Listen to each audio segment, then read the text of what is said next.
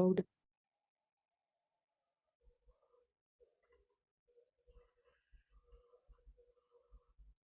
Okay, it is Thursday, June 29th, 8 p.m. We're going to give a couple minutes for some late stragglers. Thank you so much for coming, Dondi. Like I heard you speak before, so I already know you're going to be great for all the students to hear from. Yeah, well, thank you for having me. It's always a pleasure to do it and talk to the students. So looking forward to it.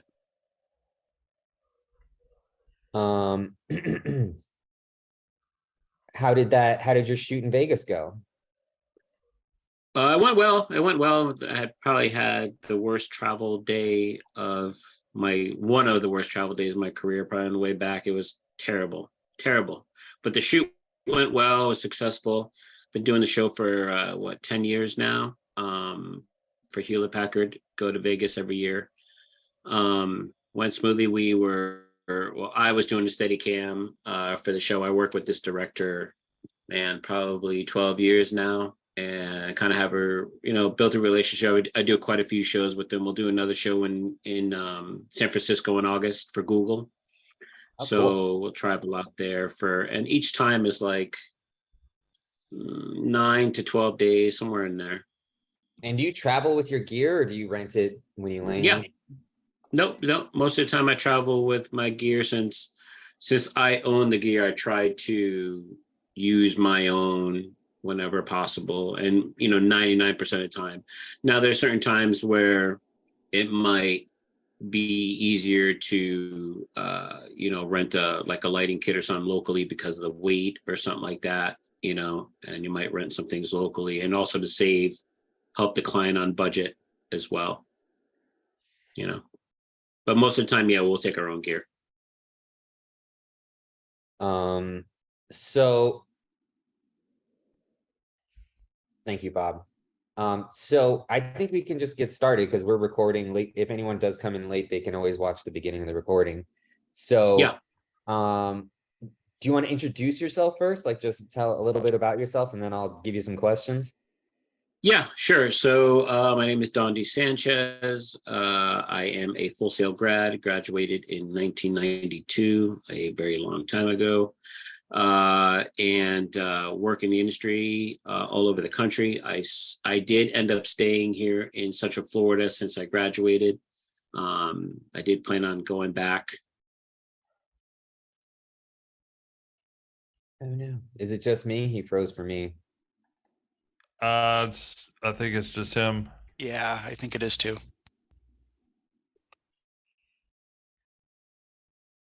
That's okay. It happens. We're live.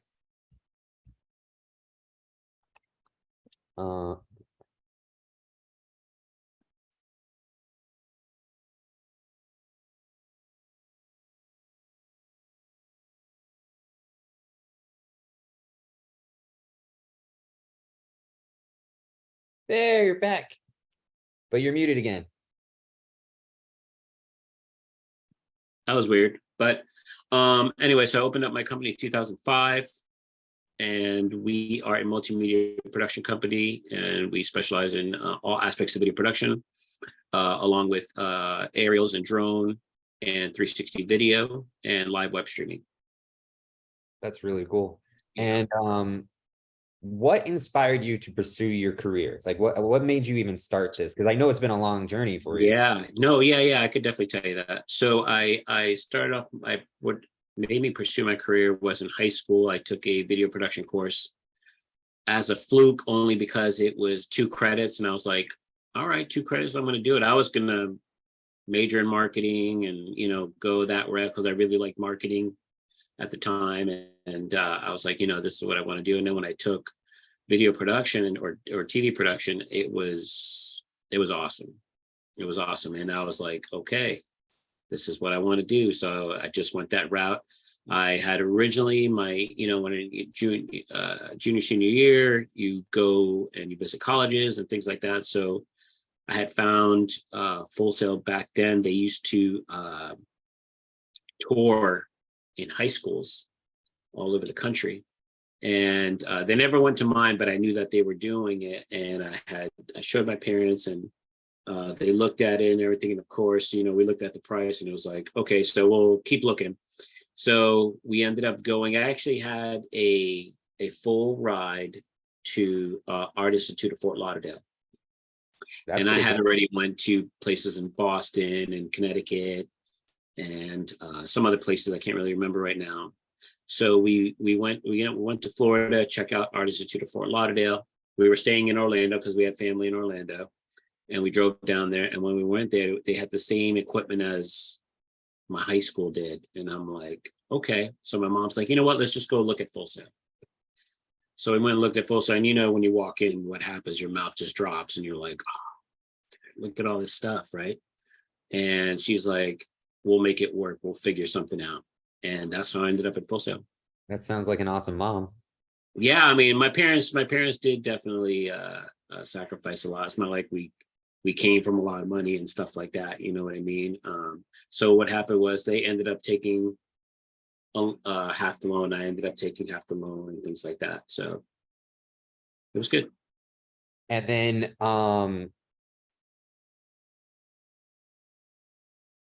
that was your first loan, right? The first time you ever had to deal with that kind of situation. Oh yeah, especially when that 6 month after school comes out and that payment starts, and you're like, yeah, it's like, this is the real life now. And I think a lot of the students want to hear about that real life, like what that experience was for you, like after you graduated. Yeah. For 6 months before you started paying, and then like once it hit you, did anything change after? So okay, so for just to tell you what Florida was like back then, okay, just to put in perspective, you know how everybody's like going to Atlanta. Atlanta's got tax incentives and everything. I mean, Atlanta. Right? So basically, that's what Florida was. Mm-hmm. When I graduated, Florida was like called Hollywood East. I mean, there was work everywhere, work galore between all the sound stages, between Disney and Universal, and then we had Chapman Leonard, then we had Last Stage Out of Town. I mean, we had sound stages everywhere. There was production everywhere. So when we got out of school, there was a lot of work, especially in Miami and in Orlando. It didn't matter. Mm-hmm. So got out. You think it would just go right in, I would just, land a job and everything. And one thing I should say, so I got married the day before I graduated Full Sail. Let me just throw that in there. Day before I graduated Full Sail, I got married. And my wife who's my wife now, graduated 4 months prior than I did. And she was already in her industry for 4 months. So that's what made us stay here too. Mm-hmm. So back then it was called what you guys call career development. I forgot what it was called back then right now. Can't remember. But anyway, they like a month out of school, they call me. They're like, hey, there's a job at a cruise terminal and working on a cruise line, and the contract's 7 months. And I was like, all right, cool. You want to apply for it? I'm like, yeah. And then they're like, well, it docks on a Sunday and leaves on a Sunday. So I only had 8 hours back here in Orlando area, in Titusville, to see my wife at the time. And I was like, well, this is not going to work. 8 hours every week's just not going to work. So I had to turn it down.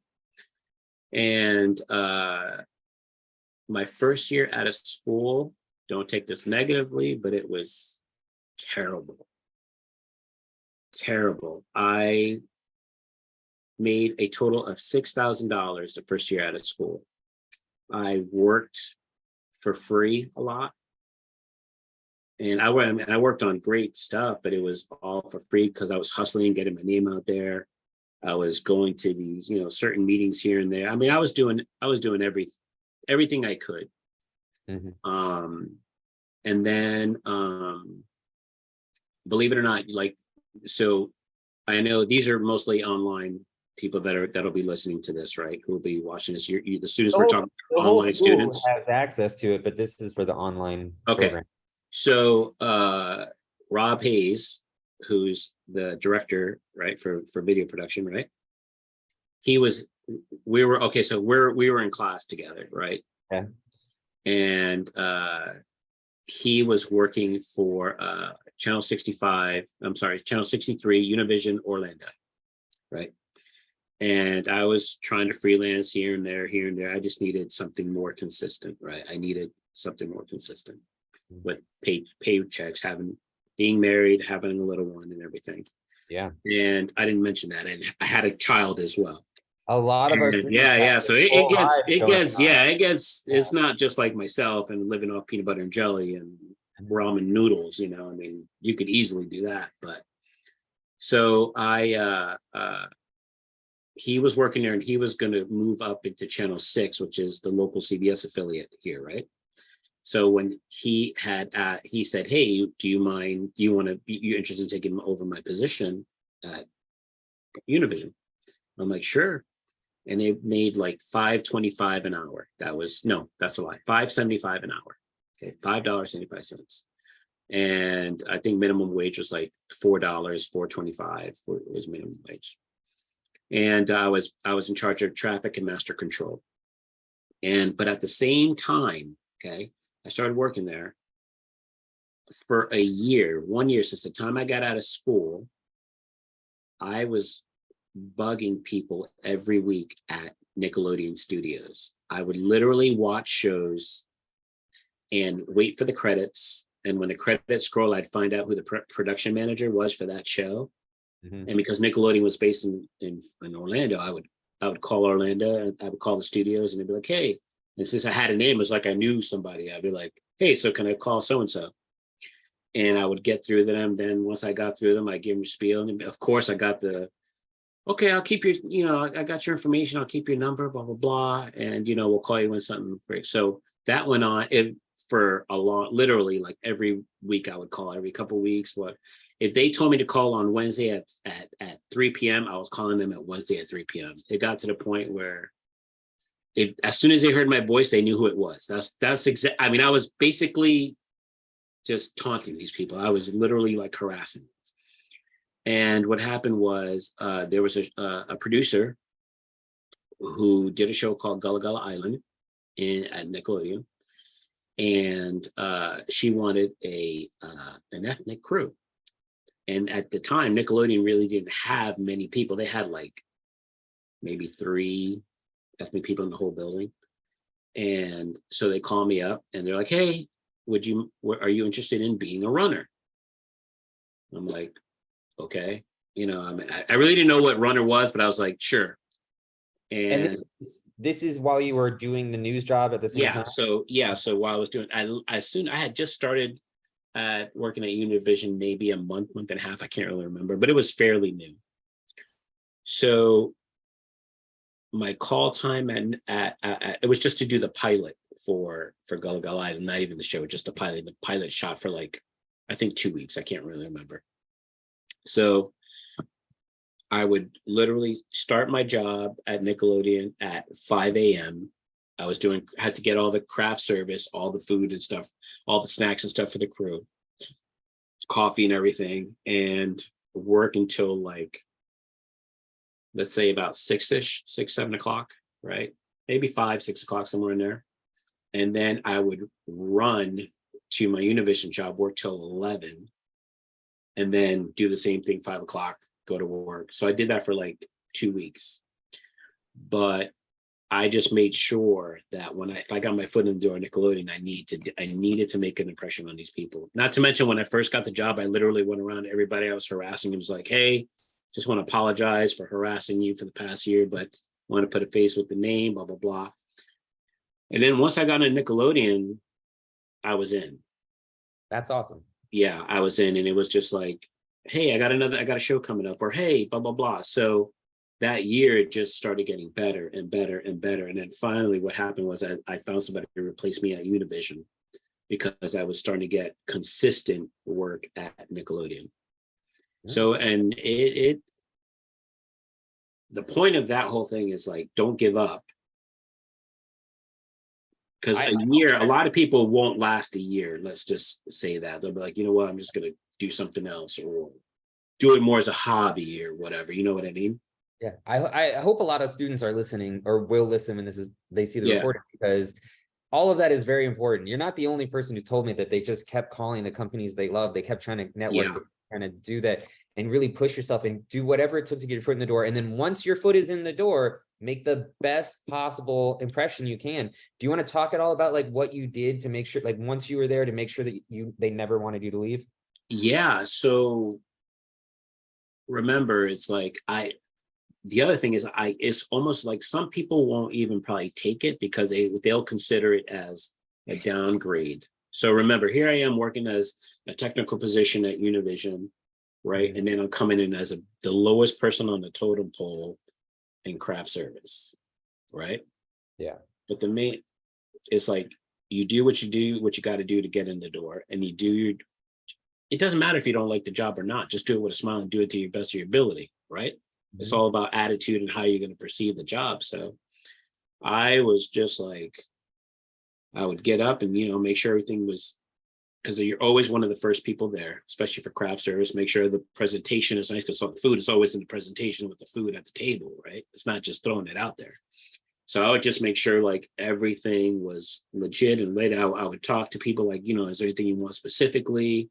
And then while that was there, because as people were coming in, that table had to be set, like ready to go, right? And then once that was set, I just had errands to do the whole day. You're basically the gopher for everything. Go for this, go for that, go for this. And you just do it, and you do it, and you do it well. You know what I mean? Be prepared, be on your toes, don't complain, and just do it. Just in case anybody doesn't know, a runner is a PA that has a car, and they're going to send you to go, because not every PA does, but this is one they trust. They've checked your license, they know you're a safe driver, and they're going to send you out to go do, like, because if you think about it, the most important people on set, they have to make creative decisions, can't just leave to go pick up stuff. So like it's still a vital job, but listen, craft service is the person that feeds you on set, so you will be happy. A happy crew is one that is fed and got food in their stomach. You know what I mean? Yeah. And actually, there's I don't know if you guys remember the old car company Saturn. They made the best commercial about a PA runner. And it was about the car. It was selling the car, but it was surrounded. If anybody look it up on YouTube, it's amazing. I love it. When I first saw it years and years ago, it was basically how she ran around with her Santa. It was very reliable and everything. She's like sleeping in her car, and everybody's calling you on walkie. Just look at it. I don't want to ruin it, but I feel like I remember it, but I am does it to the up. T. It explains it to the T. It was very, very well. Very, very well done. I wrote it down. I'll look it up later. Saturn. So because I worked on some, like I used to do what you did as well. Like I've had my period of my career as well. So I was just thinking that you said something about like how the table has to look good. Like there really is an art to it and requirement to it. Like if you guys really want to make a good impression, that's one of the things. Like if everything you do is polished and looks nice, regardless if it's your written work, regardless if it's you setting up a table, regardless if it's you placing cables, but like if you put that extra polish on everything you're doing, people notice and see that you're working a little bit harder, right? Don't think that people are not watching and noticing, because let me tell you something, they will notice when it's not good. They will definitely notice that too, but when it's on point, that's who they will recommend for the next one. I think I said on the meeting at the PAC meeting, I hired the PA on my job as a PA/craft service because she had she was on a shoot that I was on, and I found out she was from Full Sail as well. And she was, what impressed me about her the most, not only was she on it, but this PA, she had her tape, her markers, her tool, like she had her tools with her. You know what I mean? And she was on point. Every time you needed her, she was right there. If you needed to do an errand right or whatever, she was just right there. And that's what you need to be. Just be on point and be ready. I love the way you worded that. That's really, be on point and be ready is really good. So like not sitting down, not on your phone, aware. So one example is I would just always work ahead, like hurry up and wait is another thing you hear on film sets a lot. So it's okay to have downtime, but you're still standing and aware and paying attention so that you can jump on jump in and help whenever the opportunities arise. Yeah, exactly. Exactly. You've been giving us great advice. I really appreciate everything. Oh, So no problem. you are someone who actually potentially is hiring or could be hiring in the future, right? So Yes. I want the students to understand this isn't just like, oh, I'm talking about my past. You're talking about right now in Florida. These are the things that you notice as well. So do you have any other things you look for when you're hiring people? Yeah. So the main thing I really look for, honestly, is they have to be teachable. Do not come with me and telling me everything you know, because the first time that you mess up, or I find out that everything that you sold yourself on and you come up short, I'm going to you're already 2 notches down on me, because you sold me so much hype. You know what I mean? Yes, you might know it. I just want you to be teachable, because you're still new to the industry. You know what I mean? You're new to the industry, but you're going to learn more. School's great. Everybody needs to go to school. But just remember, for the entry level position, to get your foot in the door. These people have been doing it, 30 plus years. Don't think that you're going to come in and you're going to know everything, because it's just not going to be that way. So I look for somebody that's teachable, someone that has a good attitude and works well with others. If you're teachable and you already have a good attitude and work well with others, then you're going to go really, really far in this. Because my last hire that I just hired, he wasn't a Full Sail grad. He actually went to another school, but I was on a 5-month show for National Geographic that's called Magic of Disney's Animal Kingdom. It airs on Disney Plus, right? Did both seasons. The PA on our crew, everybody had an AC and a PA. Well, the PA worked his butt off, okay? Worked his butt off, and he was a hustler. He was teachable, and he was humble. If you're on my crew and I see that you're here and you're working, I'm going to pour into you, because I know that you're going to appreciate what we're teaching you. You know what I mean? He was so humble. So anyway, I ended up loving the kid, right? And when it was time to hire somebody else at our office, we have 6 of us at our office now. I was like, you know what? My other ones that I brought in they were already in the industry about over 10 years. They were seasoned. So I'm like, you know what? I don't mind pouring into him. And he was already in the industry 7 years, right? But he was stuck in the PA position, all right, which is something you should talk about. But anyway, so I called him up. I'm like, hey, are you interested in taking a staff job? And he's like, yeah. So I gave him the job right there on the spot, because I already knew his work ethic. I knew he would work well with everybody in the office, and I knew he was humble. So it was an easy process. So here I am. I hired the PA because I just fell in love with this kid. He was a hard worker. So I hope everybody's taking notes on what Dondi's saying, because all of it, this stuff was true when I was getting hired. This stuff is true now. Like, there's some things that aren't changing. Right. And just to be a little more clear about what you meant by teachable is, sometimes you run into people on film sets who just think they know everything, and they just like, no, we're doing it our way, or I'm just going to take over or something like that. Like, it's like having an attitude of a wall. Like, you need to be able to be flexible and learn and open and communicate. Right. And I think, Dondi, you would probably agree that, like, there's tons of talented people. There's tons of people who go to school and know things, but you have to spend 12 hours a day with somebody on a hard film set where stress is already high. You want to spend it with someone you actually enjoy. So that it's Exactly. not Exactly. just everything. Right. And especially, like, if you're on a multi-day shoot, like, let's just say a 5-7 day shoot, usually by like the 3rd day in, after being with these guys over 72 hours plus, I mean, people just start getting connected. And if you're not jiving with other people and connecting with other people on a positive level, that's going to be a very, very long shoot for you. You know what I mean? Not to mention that most of the time you will get your next job from your last job. Most of the time. most of the time you will find somebody will recommend you on another job, or a job will come in and be like, hey, I just got this call, I can't do it, are you available? Like, that's usually the way it happens. I can attest to that as well. So you're hearing it from two sources. Yeah. Give me 1 second. Yeah.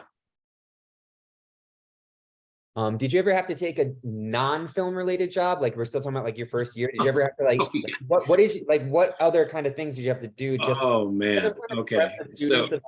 It's yeah. not always film to get there. Yeah. So remember I told you my first year out of school was terrible. So what happened was, to stay open for freelancing, I took a job. Well, I was doing weddings on the weekend. I was doing like maybe four weddings a weekend. So I was doing weddings on the weekend, and whether it was doing videotaping them or DJing them, anything, right? I actually got the job from another girl that was in class, believe it or not. Okay. That's how I got that job. And it paid well, it paid very well. It helped us, me and my wife, during that time. But to keep going, I worked at Bally Total Fitness Okay. gym, but I also worked at Winn-Dixie from 11 p.m. to 7 a.m. so I could keep my day open for freelance stuff. And that's probably to this day, that's probably the worst job I've ever had in my life. Was boxing, was stacking, stocking the shelves and stuff. I hated it. Like, that's one. I'm a worker, but that's one job I hated doing. With the thing that got me, I was, like I said, it was me and a couple other guys from Full Sail that worked there, because it was the one. So right now is a Target right by Full Sail. That Target, that used to be a Winn-Dixie there. Okay. And I used to live at the Park Apartments right there, and I would dread going to work, man. I would dread going to work, and I was doing it for $4.25 an hour. Okay, Even if you were doing it at normal hours, it's still a dread. It would still suck. Yeah. It would still suck, but I had to do it. I had to do it, especially, and I couldn't do it during the day because I was too worried about being able to miss something during the day on freelancing. So yeah, I was working 11 to 7, and like I said, that's why I love that Full Sail does classes all hours of the day, because you need to be ready for that in the real world. Yeah. You're going to work all hours of the night. You're going to work all, you know what I mean? So you have to be ready for it. And I like that. I hope they never get rid of that. I actually said that at the meeting. I was like, please don't ever get rid of that, because you're training them to what to expect in the real world. I know my students aren't happy that I have a Friday morning class, but there's all sorts of different times. So you mentioned something, you worked at Bally Total Fitness, and I want to ask you, like, you seem like a pretty healthy, fit guy. Is that film related? Like, you were keeping your, like, because I did want to talk about that, because like it's important for all these long hours and like. Yeah.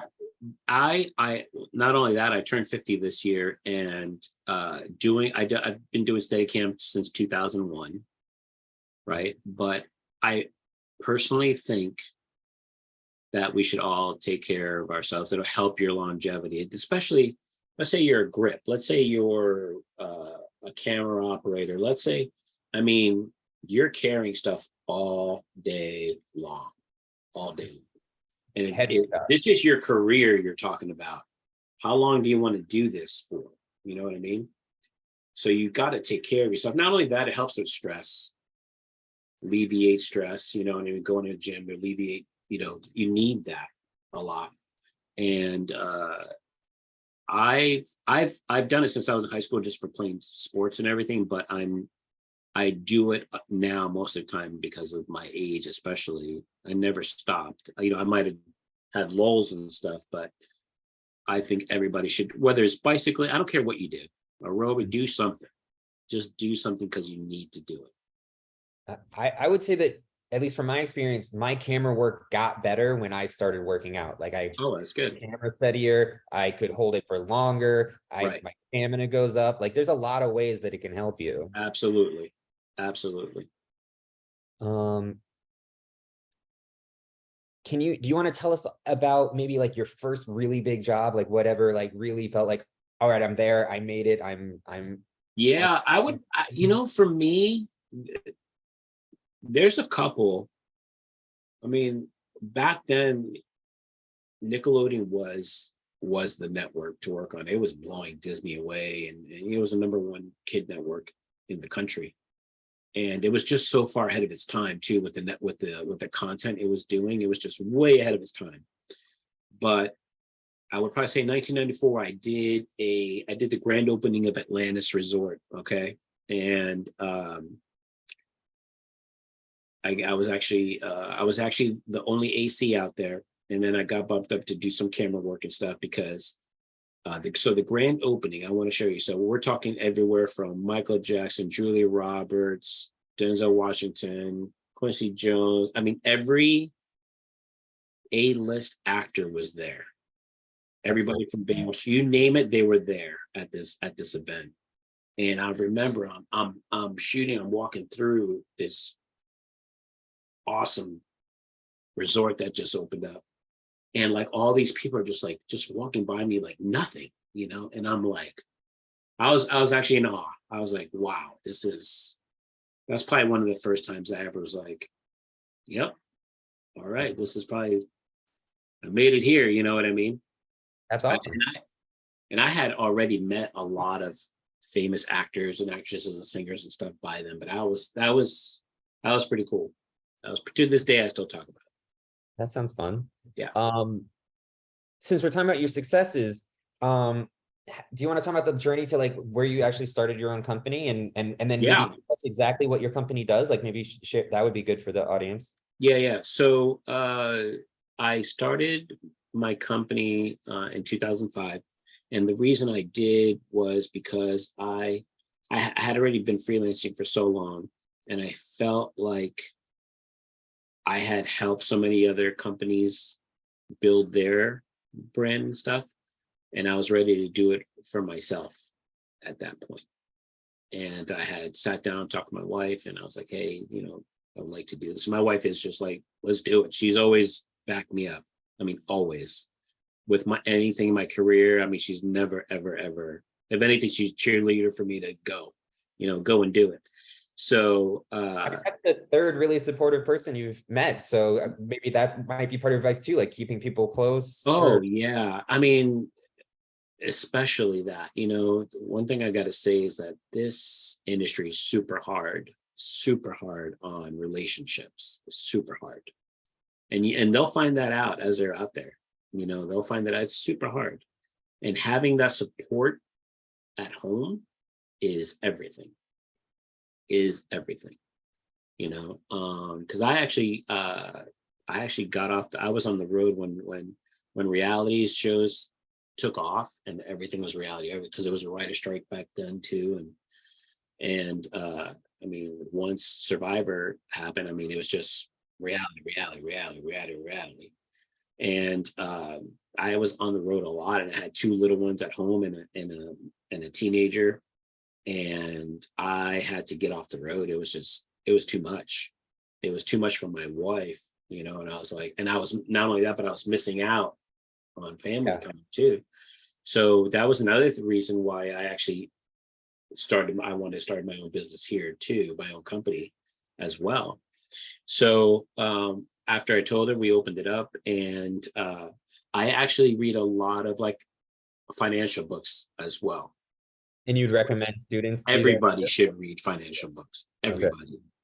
Yeah, there's one, Total Money Makeover. I should be writing these down. Yeah, Total Money Makeover.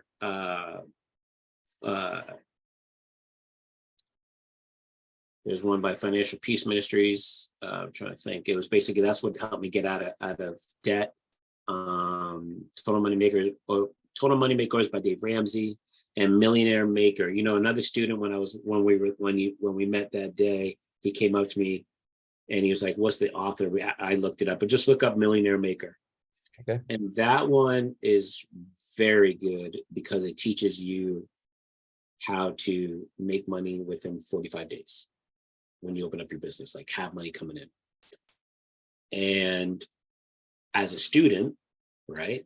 As a student, when you're graduating, your job is to make money as soon as you can and start bringing that money in, right? Because you have all this knowledge. All right, now let's go out there and let's start making what we want to do, right? I get it. Like a lot of people from Full Sail or school, like any creative school, let's just say any art school, right? Anything like that. Everybody is creative, but they have to learn to deal with the business. My man, Randy, what's going on? So they have to learn that side of it, because you have to control and take care of your business at the same time, whether you're a freelancer or a business owner, right?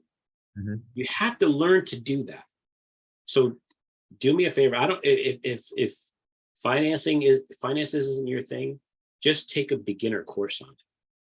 You have to do that. So many people, look, I would say I am not a salesman. I don't consider my, but I have to sell myself. I have to sell my company. I have to sell my brand for it, right? So you have to learn to do these things. And like, no matter what job, if you're in the film industry, you're doing that. You're selling yourself. You're constantly selling yourself. You're constantly selling yourself. You know, for those of you guys that don't know, this guy that just came on was my boss here at Nickelodeon. And for those I didn't realize that. Oh yeah, he was a tech manager at Nickelodeon. I was a little there before him, but he came in and took over somebody else. But you know, I'm gonna say this, and he didn't pay me, but you can pay me later. I'll send you my Venmo or something there, Randy. But let me tell you something. I gotta say this because I wanted to say it the other day. You guys are being taught by one of the most, not only humble person, but is very, very, very well respected in the industry. I know here for sure, but outside as well. The people know, you say his name and people know him. Like Randy's like an original. Like when I met him, what I'm telling you, they were telling me, and I hadn't met him yet. Okay. So you guys are getting taught by somebody who not only knows what the heck he's doing, and he's the gadget man for sure, ever since I've known him.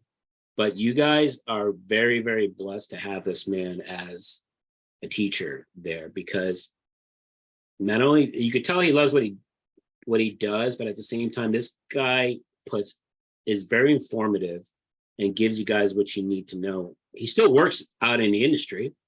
You know what I mean? So pay attention to what he's telling you, because if you use that resource, he can lead you somewhere. Okay.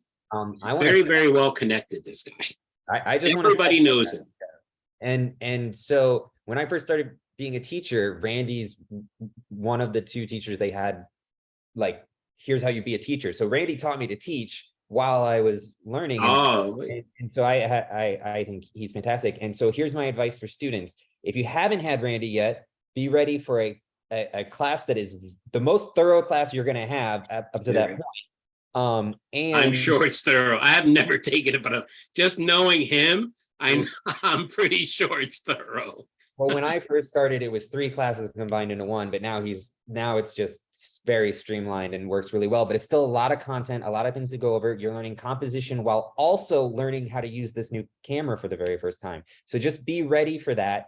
And here's my advice for students is, we're all working in the industry. You should all be networking with us, like especially Randy, but all of us, like definitely, like you should be. Your networking has already started, even if you didn't realize it. Like you're networking now in school. And so that reminds me, one of the questions I wanted to ask you, or we'll get to that. I still want to ask you more about your business. When you're, can I say one thing real fast? Sure. Okay. So what I told my students was, if you're going to model yourself after anybody in the industry, it would be Dondi. Man, because I've watched him grow over the years, and what he's about to tell you and talk to you about, what he just talked to you about the business side of things, that, that's it. I've watched him grow faster than just about anybody here in the industry. And And that being said, you know, the other thing that I always say about Dondi is like he is the nicest guy that you'd ever want to meet in your life. He would give you the shirt off of his back, and he's also very, you know, open with his knowledge and training people. And he's probably trained as many people as I have over the years. And you know, if you are looking at developing a production company, look at Dondi. This is the guy that you need to be, you know, emulating yourself after. If there's anybody out there I would point you to, it would be him. And that's what I say all the time. And it's a family business for him too, you know, that's, you know, and it's a faith-based business, started as a faith-based business. And so there's so many good things about this. There's so many horrible production companies. Dondi will tell you, there are people out there that are, you know, is the old Hunter Thompson quote about, you know, thieves and you know, scoundrels and stuff in the business. But occasionally you meet these incredible people like Dondi. And for me, you know, that's what this business is all about. Having friends like him, you know, is, you know, we may not see each other for a year or two, and then we run into each other. It's like we've never, you know, been apart. It's just like we pick up where we started off again. And there are multiple peoples in that industry. So I'm going to shut up now and let you go on. Well, everything. Well, thank you, Renee. Seriously. It's you guys are blessed. I'm not kidding. Take what he's teaching you, and he gives you guys a lot of resources, So use them. You haven't even seen it. There's a lot. There's just because I know him, that's why I know there. I was thinking about your vault right now. Well, here's the deal. When we used to set up to do E&G shoots at Nickelodeon, and Randy was a tech manager. Remember, I told you he took over somebody else's job. And I remember this, the first time I go, he's like, "All right, Dondi, I already pulled the gear. It's in the tech room." And I go in there, and this cart is like, I had enough to do like multi-camera shooting. It was a one-camera shoot. I have backups for backups. Not a year. And I'm like, what the heck? I mean, but he taught me not just take what you need and whatever, you know what I mean? He had already so much, he already had a successful business prior to, like I said, everybody knew him. I had just met him, but when they told me, "Oh yeah, you don't know Randy? And when I finally met him, it all came to fruition. Like I understood why now, you know what I mean? What he meant to say was, what was that? It all came rushing back like a hot kiss at the end of a wet fist. What you meant to say. Just like I said, we could keep going, but just like I said, I hope every student listens to this just to know that what they have is very, very good. Like it's very, very good. You're gonna learn a lot. So there's a few new people in the room. And what I just want everyone to understand is that Randy, one of the most respected people in the film industry in Florida, just said that Dondi is one of the best people in the film industry in Florida. So if you're really looking at that and you follow all the advice that Dondi's been saying, what he's really telling you is call him every week till he hires you. That's right. That's what we're learning. Because that is, if you're just joining us, Dondi got his foot in the door by calling Nickelodeon once a week until they finally hired him. So if we're just listening to the lessons here, that is true. That is true. It will tell me how persistent you are. Now, here's the deal. Like Carrie Plank just introduced me, one of the students I met the other day. Mm-hmm. She said, "Hey, here's the student's information. He just graduated last week." Blah, blah. I'm like, "Hey, you know, just because I might not have something for him now, just stay in touch with me, because here's what's going to happen. Job's going to come in, and I might need somebody, and whoever's in the forefront of my mind is who I'm going to call. I'm going to be really honest. If you stick out to me, and you impress me a lot, like that's the call I'm going to get. That's the call I'm going to make." So along those lines, when I first met Dondi, he was giving a kind of a speech like this, but in person to like a class at Full Sail. And when the meeting ended, only a few students got up and went to Dondi and wanted to keep this conversation going, make an impression, introduce themselves, make themselves known. And most of the people just walked out the door. And maybe I'm being too critical, but for me, from my viewpoint, I was like, those are the students who are showing perseverance. Those are the students who are showing they really care, are passionate, and want to work. And those are the only students introducing themselves and making an impression. Everyone else who just left, there was nothing. It's just like, it's just harsh, but that's what it was. So I did those kinds of things when I was college. I expect you guys to do those kinds of things.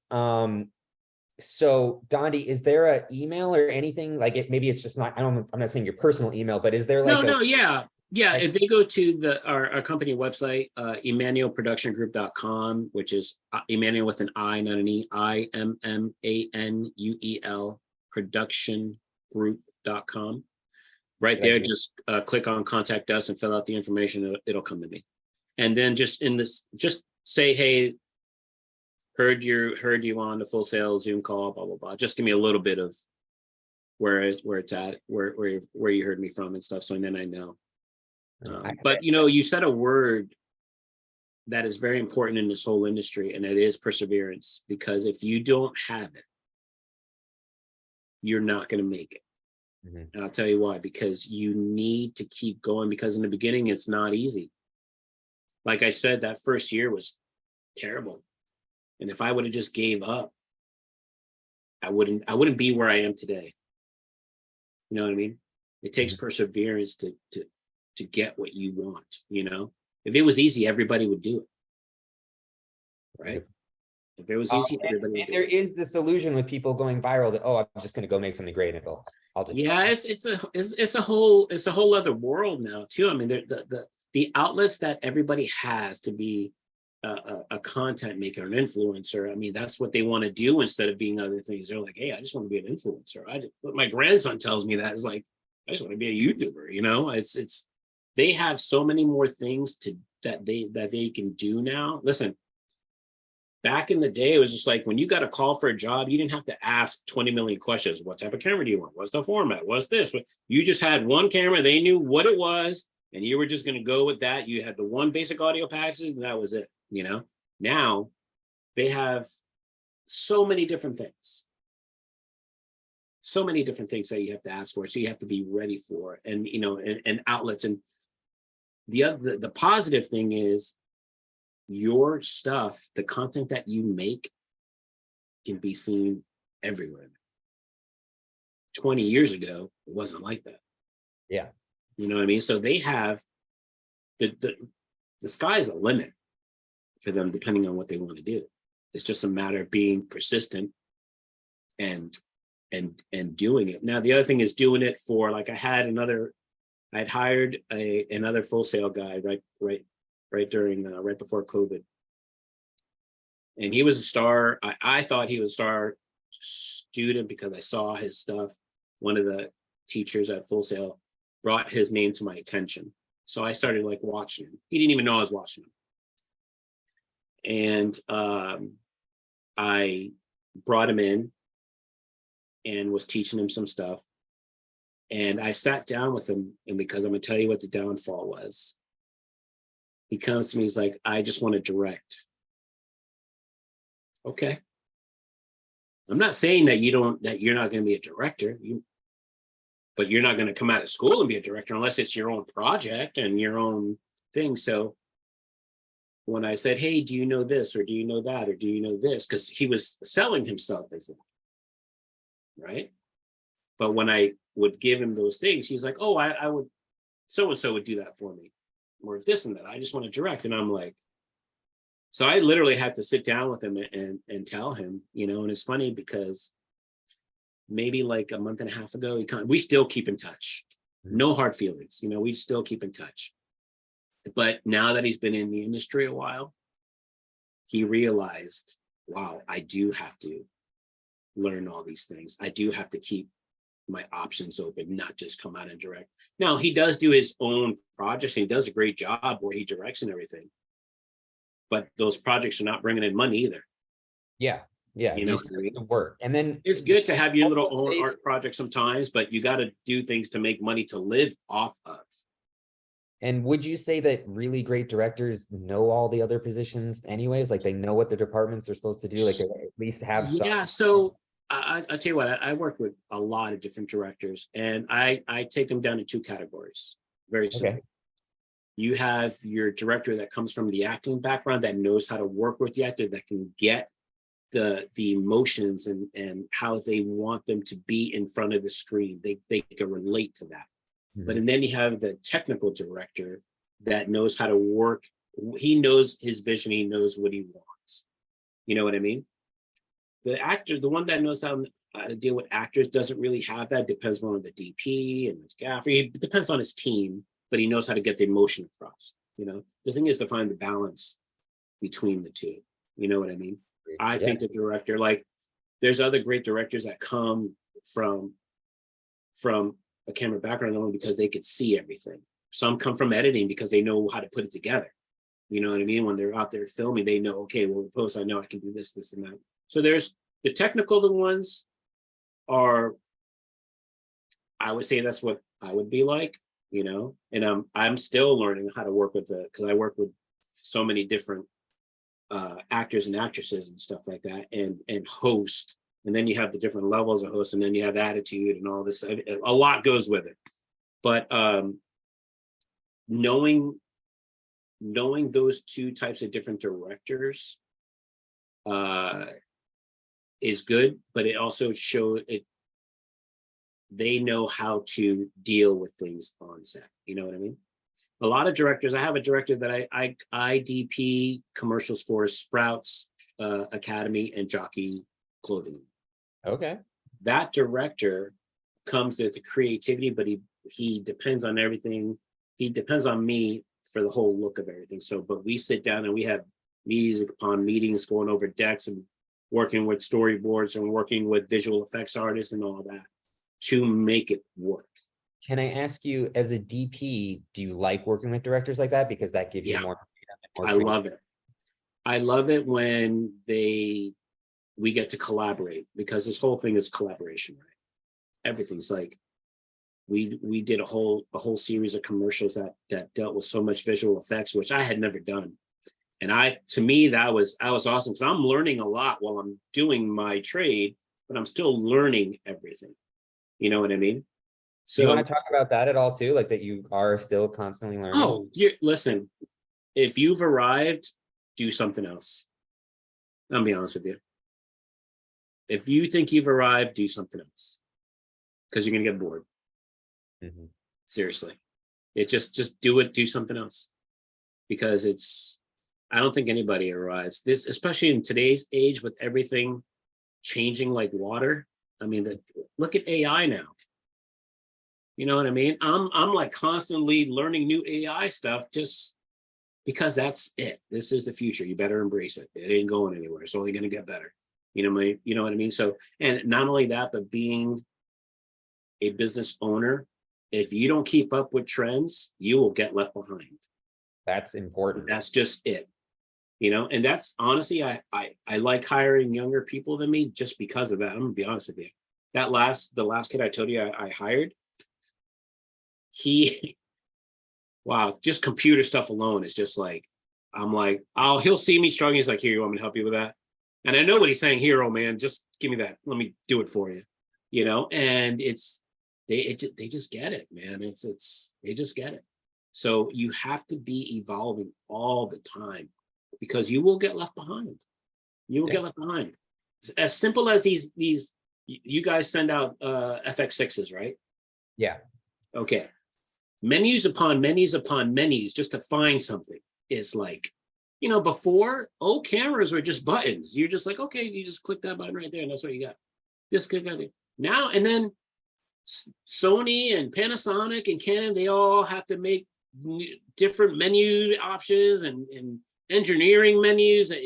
Listen. Not only do they make different menus, they want to use different buzzwords that are specific to their camera. So now the like lingo doesn't even match when you're looking for. No, listen, I've had FS7s forever, right? Tell me why they have to change the menus from FS7s to FX9s. Who knows? Same manufacturer, same. So you always have to be on it and learning and doing things, because if you don't, I'm telling you, you will get left behind. That's plain and simple. Okay. I got a couple more questions for you, but Randy has his hand up. What did you Oh, want to say? sorry, Randy. No. I just wanted to comment about that. So, one of the things I talk about when I talk about different production companies, I talk about your company for a while. And so it's not just about video. I mean, it's great. I have a production company. I'm doing this, but you also do you still have the duplication part of the company? Yeah, we do it. And do you have the rental part of the company? Yes. Okay, so it's not just a production company, and I think that's what you were talking about. And so over the years, we've seen that whole duplication industry change radically, and we've seen the rental industry change radically to go more from, mom and pop, to production companies, to other people, to, so it's an evolution, it constantly is changing. And so you got to keep up with that, and you got to know the trends. And, do you have any other, and you're also into real estate, that's a big thing. So yeah. It's you have to be diversified, and you and I both can name a dozen companies off the top of our head here in Central Florida that put all their eggs in one basket. And then the company, like Disney or Universal, had some big upheaving, and all those people, a lot of companies went out of business. Absolutely. Absolutely. That's all good here. I'll tell you. So one thing when you're opening up your company, so if I have a production company, everybody that's watching this has a production company. Okay, so how is the client going to differentiate us if we all do the same thing? You have to come up with a way, what makes you different from all the others, right? So for me, I was like, okay, I opened up my own production company. Remember, I showed you, I read that book, Millionaire Maker, Make the Money Within 45 Days. So the whole premises of that book is start with something that you know already. Right. So what I did was I opened up my company, but I opened it with in video in mind. So what I did was I started calling everybody that I work for, and I was like, hey, just want to let you know, I opened up my own video production company. Let us know.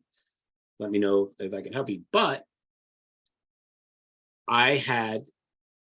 if you look at it, it says Immanuel Production Group. Well, there was only one person, that was me. Right. So it was like, do one of these and do one of these and these, right? But I started hiring subs, and I wanted to make it a one-stop shop. So I did print, web design, right? I want to make it true multimedia, right?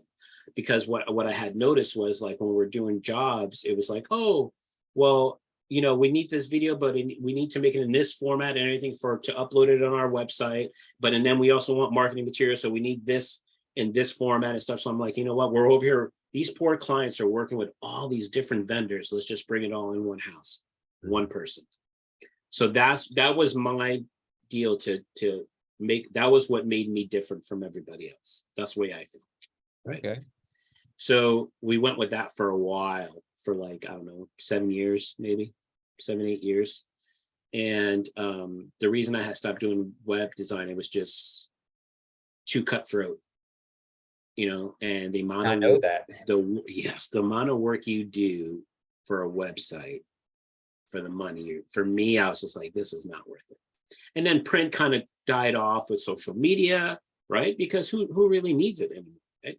But So you were paying attention, and you evolved with it. Because you have to keep up with the trends, right? You have to keep up with what's going on in the industry and what people are. If people could do so many things by themselves, you think they're going to pay top dollar, or not even, let's just say mid dollar, right? Because I never wanted to be known as the cheapest. You never want to be known as a cheap guy, right? So once social media, I was like, okay, we got to start, getting into social media stuff and doing that, and, doing these things, because that's what's good. That's what's happening. So we started getting into, like, for example, we literally bought our vMix system right before COVID happened. And vMix is a web streaming platform. It's kind of like a truck in the box. Okay. So we had already been doing it since December, January, before COVID hit. And what happened when COVID hit? Everything went Zoom, and everything went online, and everything, right? Thank God we already had a good base of what we were doing. So we ended up doing a podcast in our studio at our office for like 2 months. And can people find that online still? Yeah, it was called the Carl Jackson Show. Probably find it on YouTube still. The gentleman still do it. Now he's a good friend of mine, actually. He blew up. He did one syndicated show for Dennis Rainer, and boom, I mean, it took off. That's Took awesome. off. Yeah, but you know what I'm saying? So and then we got into aerials. I got into aerials, and I got into drones in 2012. That's when, and we've been doing it ever since. And one thing, like, that's another example of being on top of a trend, because yeah, drones, right. like how they're raising that technology. Yeah, because we did 360 video for a while, and that was more of a fad. I never got really into the 3D thing because I knew that was a fad. I wasn't jumping on that bandwagon. I worked in VR a lot. Oh, did you?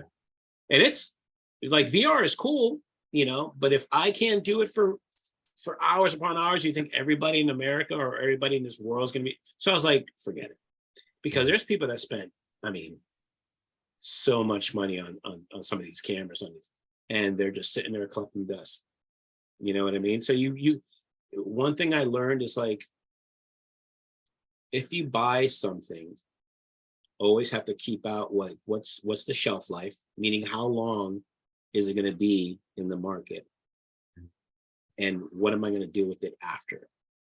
Like, what's my exit on this thing? Like, how you have to start thinking this is where the business comes out, right? Example, cameras are like water, right? They change every year and a half, right? I don't buy every camera. I buy what I know I can sell, and what I watch what's going to become like the industry standard for my clients, not everybody's client. I'm saying my You also clients. apply your rental part of your business to that too when you're picking cameras, of like Always. Yeah, I do not buy. Yeah, it's so weird. I'm a little different. And please don't follow me on this part, because it doesn't mean I'm right. But I'm just telling you what works for me. I buy what I know I can rent. Okay. And I'm gonna tell you right now, 40% of our income is from equipment. 40% of our income. other gear too. Huh? Is it mostly cameras or other gear too that you're renting No, out? we sell audio, video, lighting. We rent audio, video, lighting, camera support, stabilizers, drones, everything. And do you also send out people with it? Like, because I know Yeah. some companies do that too if it's complicated gear. Yep. That's cool. Yeah. So actually, I ended up making a YouTube channel called IPG Rentals for that, to teach people something. We kind of been slacking for the last years, but you go to ipgrentals.com to see like all our videos on YouTube. And then Hope these students go check that out then. yeah. Well, here's the thing. So one thing Randy said I want you to know is that, so I'm a Steadicam operator, right? Rentals, drone, camera operator, DP. One thing that you'll notice is that when something's down, you'll keep busy doing something else. When something's down, it comes in waves, right? So for a while there, I was doing drone almost every day, but then I could drop off and I won't do drones for months. So let's say you just sell yourself as a drone operator. What is that going to do for the other 10 months out of the year? Yeah. You know what I mean?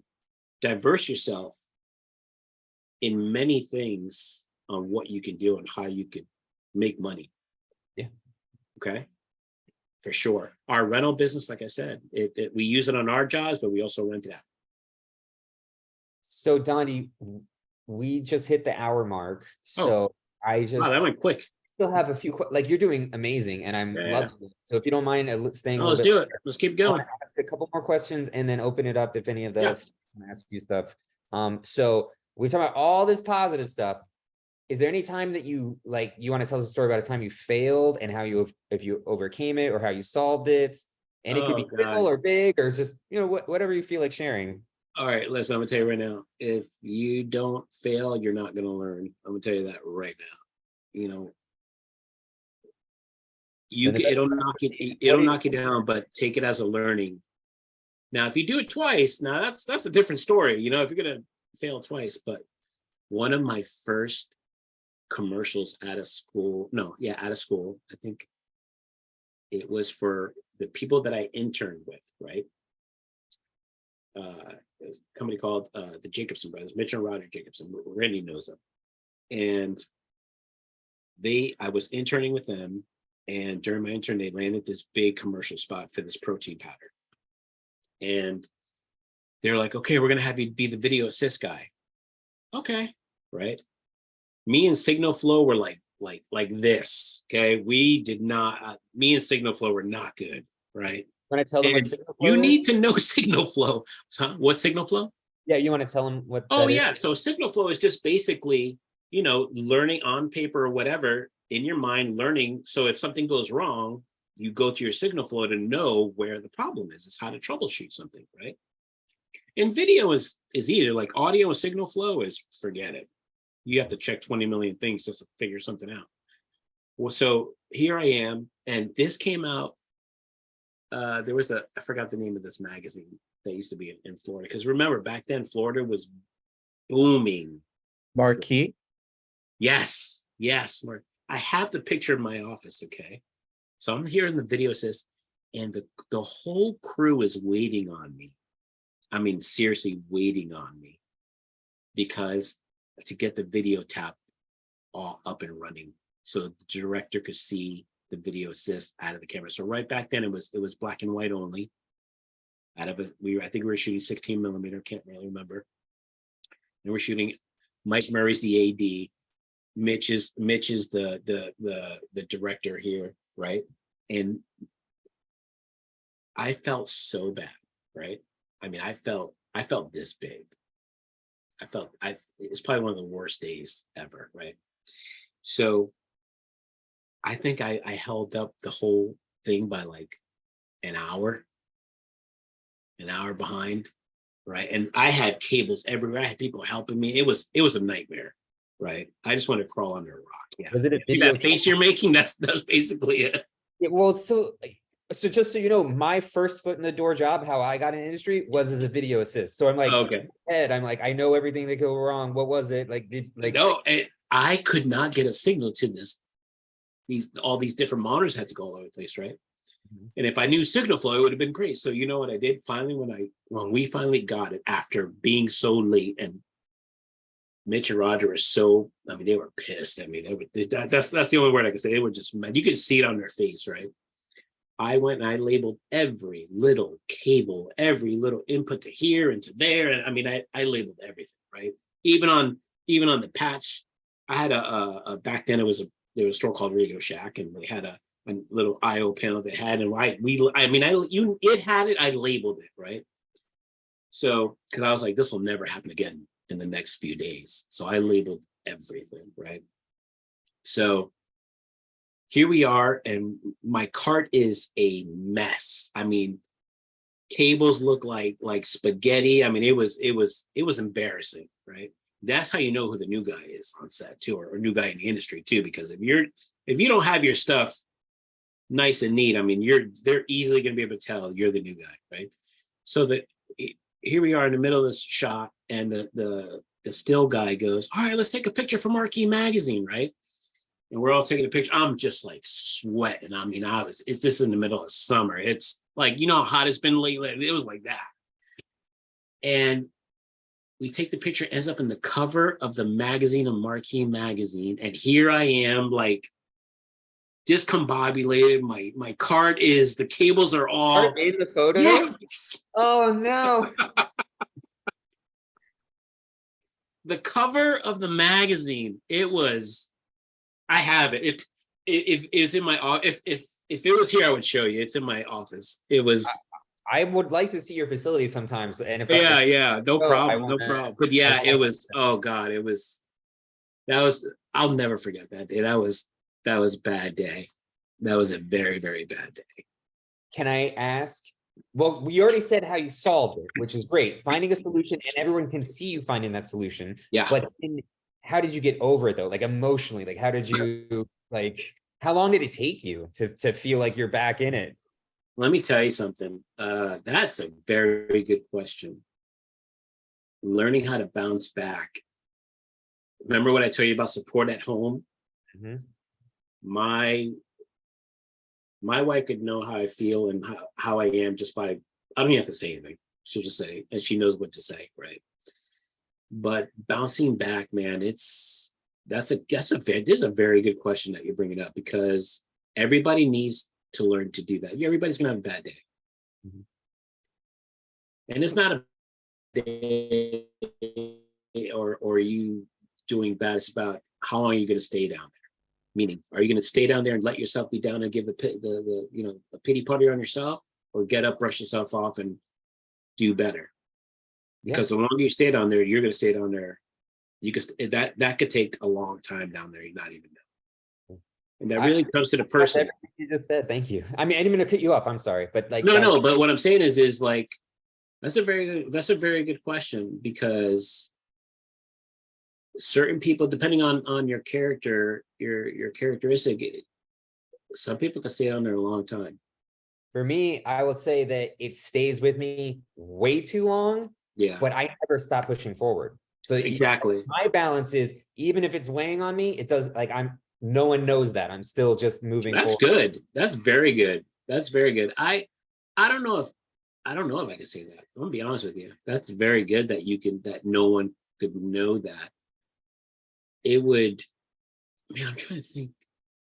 Well, I'm not perfect. Like No. Yeah. No, but I know what you mean. I that's know what what you I mean. Like recommend. I have a friend like that was going through some tough times at home, and he was a good friend of mine, and I didn't know, because he was just like that. He's like, Dondi, I don't want to bring my business to work.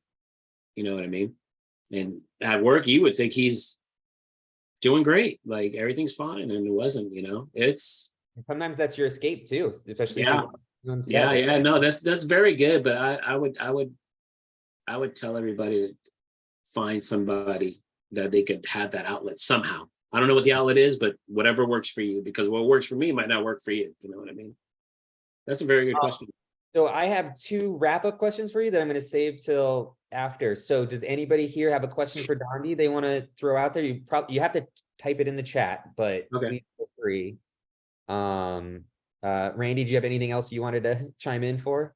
Well, it's, Dondi's going through the whole, it's a cycle, really. It's, everything in the business is kind of cyclical. So you see that kind of cycle. And we've worked on shows together, and you were talking about failure. Is like, I remember coming home some days where I was just like, I sucked today. I just really sucked today, especially when you're working on a television series where everybody can see that you suck. And then I got a little sign that's above my toilet every morning, that says it's a good day for a good day. I'm just like, but Dondi is one of those people. The other thing that you need to really talk about is that, you talked a little bit about a continuous learning, but you may have to make that a priority. You can't just, go out there and say, oh, I'm if you go to like their rental the site, for example, there's so much gear on there. You got to know a little bit about all that gear. You can't, and that takes, a dedication to learn that stuff. You can't just think that it's going to be osmosis, that you're going to get the gear and learn how to use it. You have to really spend some time learning. And and then the other big thing is, when you're first starting out, especially Dondi will be able to tell you this, when you're first starting out, the first couple of years of freelance and stuff, it's all about, where's my next job going to come from, and after a couple of years, you realize, okay, it's going to be there. But what happens is you stress out. When you're not working, you're marketing and selling yourself. And it's a cycle that you can get into. And so the hard part is to go, okay, I've got some downtime. I'm going to relax, and learning how to relax and step away from the business and have other interests like family and stuff outside of the business. Because we all know people in the industry that like imploded and caused their marriage to implode because they were so into the business, and, nothing else mattered. So you gotta learn how to do that work-life balance thing really well. The work-life balance is super important. It's like I said, especially me having a family when I first got out, and my wife was with me from the beginning. It wasn't like she didn't know or whatever, and it was still hard. When you're telling your wife, oh, what time you be home? Oh, I'll be home at 6, and you're getting home at 10. because there were some shows that we had some major long days. It takes a toll. Or one thing that everybody should know is like, know the industry that you're getting into. You're talking about weekends, holidays, nights, special days. Like, we work on all those days. 12-hour minimums. Yeah, all those days we work. Okay, so especially in the beginning, you're going to be afraid to say no. I'll be honest with you, you're going to be afraid to say no because you don't want to do that. Eventually you're going to end up having to. You know what I mean? But you're getting into an industry that is always on, doesn't shut off. You know what I mean? It always works. So don't think that you're not going to work weekends. It's not definitely a 9-to-5er at all. Okay, you work all hours of the night, and all holidays. So just please make sure you know what you're getting into. That's one thing I wish someone had told me.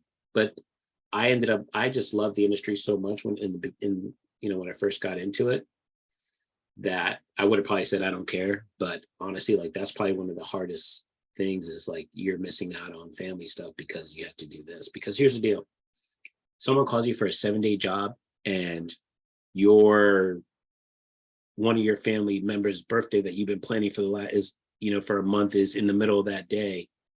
Yeah, well, good luck saying I can't do this one day, because most of the time it's going to be like, oh, sorry, we're going to have to find somebody to do all the days. Yeah, it's that's the way it is. You know what I mean? Make sure you know what you're getting into. That's a real reality check, and I hope all the students are listening to that. Yep. So Thomas did have a question for you. Would you recommend moving where there are more jobs available? I live in Wyoming and have been wanting to get more productions here. Yes, if you can.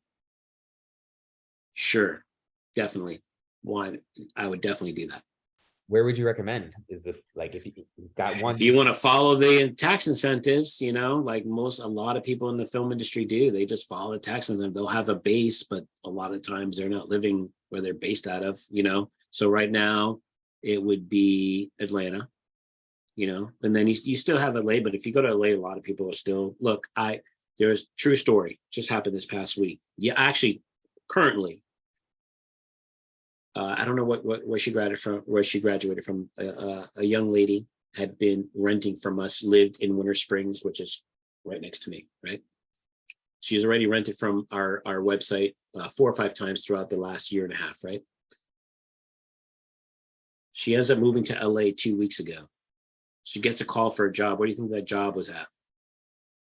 Right here in Florida. Yeah. So she moved all the way over there to come right back home for a job, because she's working with the young kid I just told you I put on. I put him in as an AC. So you never really, just because you're living somewhere doesn't mean that's where you're going to work. It depends what industry you're working on. If you're working in reality, you just need a home base and an airport. Yeah. If you're going to try to stay in that town, or if you want to get in films, or if you want to get on TV shows, it really depends on what you want to do. If you want to work in the corporate industry, you can still, all you need is an airport.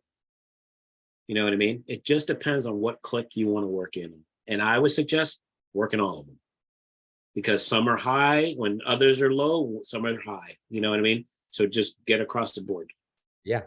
I want to ask if you had a similar thing happen to you. When I was first starting, I got onto some features and they loved me, and they're like, okay, cool, now move to New York. Or if I was working with LA people, like, cool, now move to LA. But they were like both, because I was working in features in Florida because they were coming here for scenes, and they're like, okay, we will hire you if you move to these places. And I was like, why don't you hire me? And then I'll have the incentive to go, okay, I know I'm hired for the next 3 months on a feature film, and I'll bring all my stuff and I'll move. And they're like, no, you have to already be here. And that was my experience for the 3 first features I worked on. They were like, you got to. I wonder if that's a tax incentive thing, because they have to have you have to have an address that you're already there for a amount of time in order for them to get that tax break.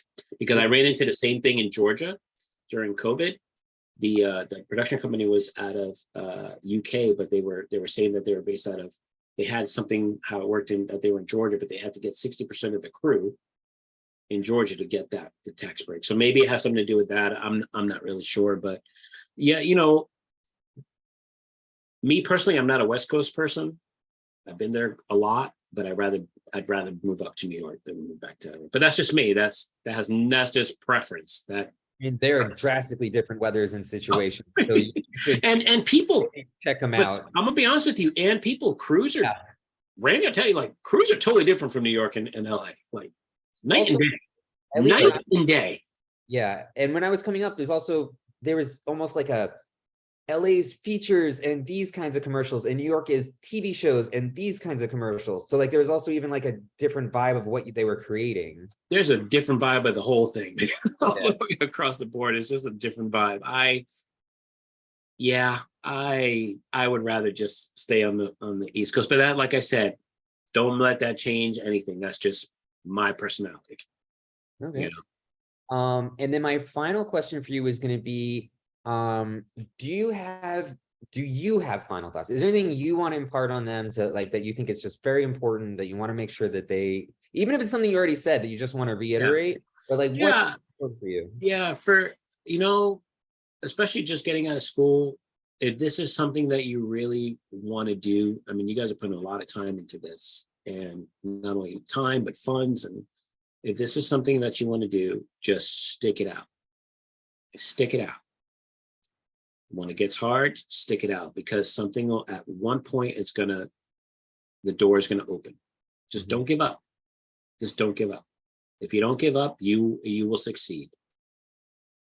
I love that. Thank you so much. You did say something that reminded me of one other thing is, would you recommend to students that they start trying to find these jobs and foot in the door while they're still students, or just focus? What would you think from your experience? Yeah. So when we did the PAC meeting, I met another student, and I was actually, he still had a year to go. He was not online, but he was in person, obviously. And he was keeping busy, right? So he's like, look, I don't know what to do. I want to quit. And I'm like, what? I'm like, look, this client that you have here, it might be sufficient now, right? But is this where you want to be in 10 years at the same time? What you're doing today, is this what you want to do in 10 years?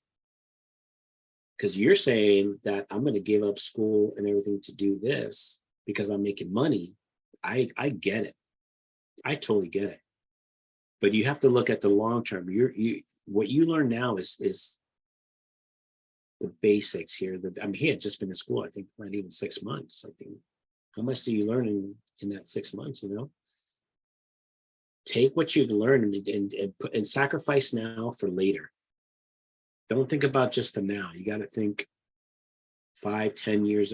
You should always have your short term, your mid-term, and your long-term goal. You have to think of the long-term goal, where you want to go, where you want to be. You know what I mean? Don't just go for what you're happy with now. Okay? Think about it and think of where you want to go. I think that's great. I think not just, even if you decide this industry isn't for you, that's still good advice. That's like, you should still have a short, a middle, and a long-term goal for everyone. And one thing I should tell you, like, I did not go to school thinking I was going to be own my own business. I was far from that. I was not that guy.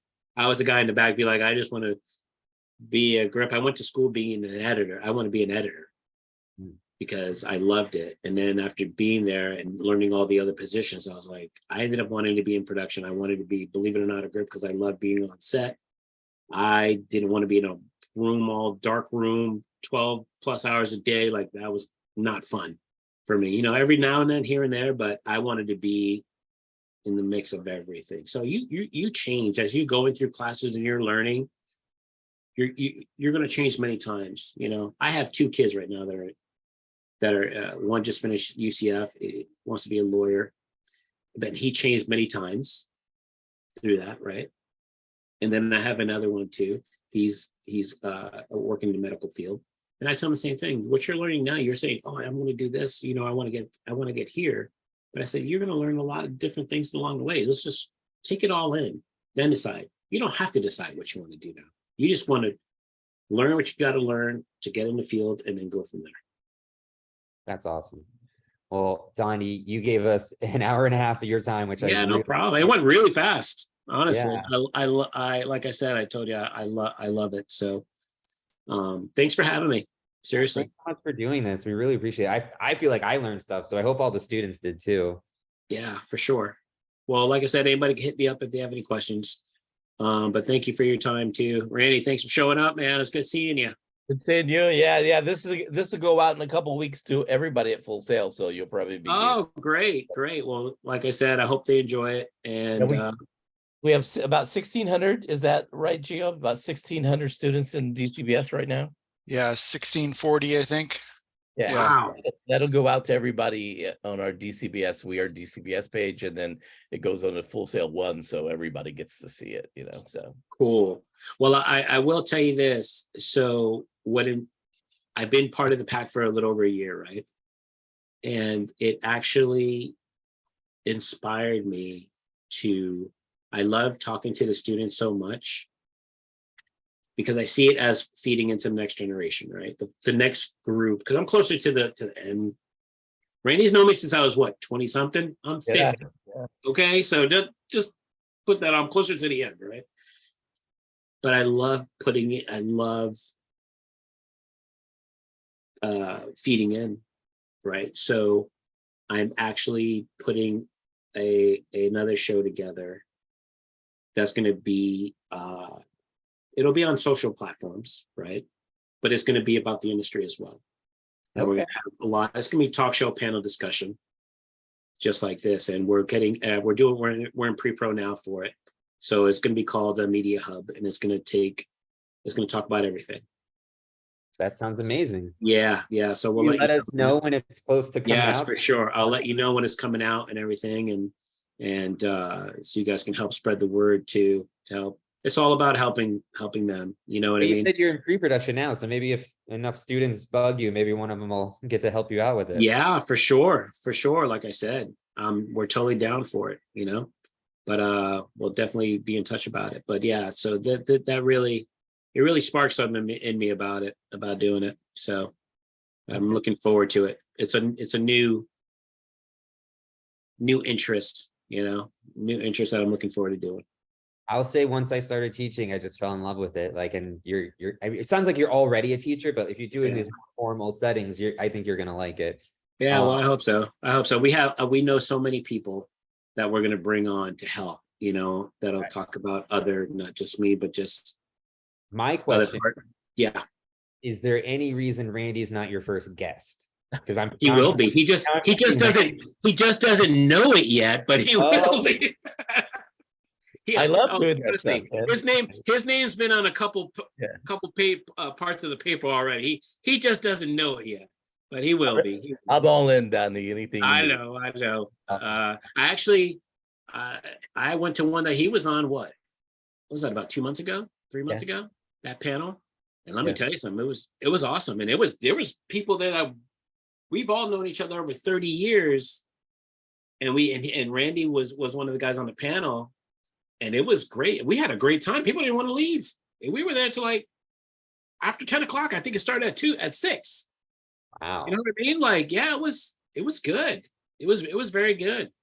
So it's there's a lot of people out there that are willing to do it. You know what I mean?